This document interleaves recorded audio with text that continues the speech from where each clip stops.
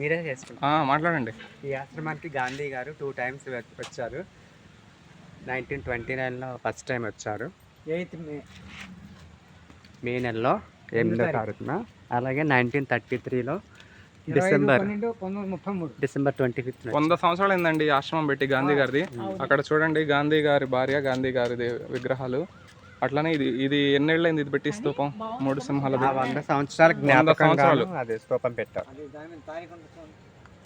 Okay, 100 సంవత్సరాలు అయిన తర్వాత స్తూపం పెట్టారు. ఓకే, గాంధీ గారి ప్లేస్ చూపించు. గాంధీ గారు పుట్టినప్పుడు అది 2024లో పెట్టారు. ఇదిగోండి చూడండి,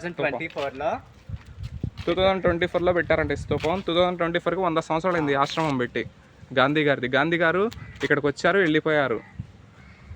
ఆ విషయం కనకానికి తెలియదు, సీతానగరంలో ఉంటుందిలే కానీ.